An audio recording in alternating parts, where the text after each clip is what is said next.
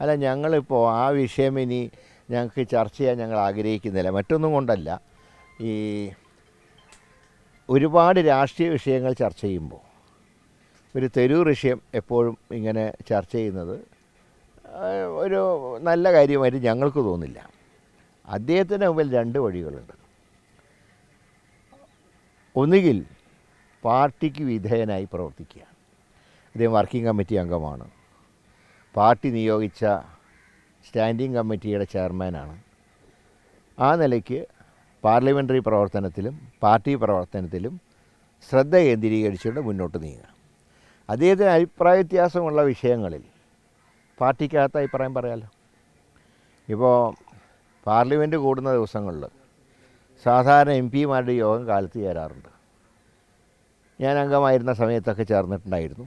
അന്ന് അദ്ദേഹം കൃത്യമായിട്ട് പങ്കെടുത്ത് അദ്ദേഹത്തിൻ്റെ അഭിപ്രായങ്ങൾ പറയാറുണ്ട്. അഭിപ്രായങ്ങളെല്ലാം സ്വീകരിച്ചോളണമെന്നൊന്നുമില്ല.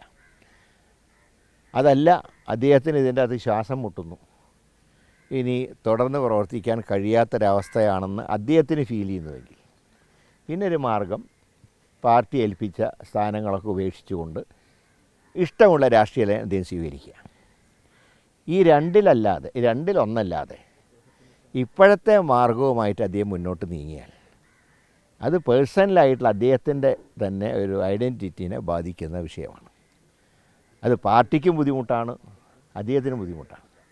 അതുകൊണ്ട് ഈ രണ്ടിലൊരു മാർഗം സ്വീകരിക്കാൻ അദ്ദേഹം തയ്യാറാവണമെന്നാണ് ഒരു സഹപ്രവർത്തനം എന്നുള്ള നിലയിൽ എനിക്ക് അദ്ദേഹത്തിനോട് അഭ്യർത്ഥിക്കാനുള്ളത്. അതെനിക്കറിയില്ല. ലക്ഷ്യം എന്താണെന്ന് അദ്ദേഹത്തിനല്ലേ അറിയൂ. മോഡി സ്തുതിയും, അതായത് കോൺഗ്രസ് നേതാക്കന്മാരെ ഒഴികെ എല്ലാവരും സ്തുതിക്കാറുണ്ട്. അത്യാവശ്യം പിണറായിനെയും സ്തുതിക്കാറുണ്ട്. ഈ മീഡിയ വണ്ടിൻ്റെ മാനേജിംഗ് എഡിറ്റർ സി ദാവൂദിൻ്റെ കയ്യും കാലും വെട്ടും എന്ന് പറഞ്ഞ് CPM കഴിഞ്ഞ ദിവസം മലപ്പുറത്ത് ഒരു പ്രകടനം നടത്തിയിരുന്നു.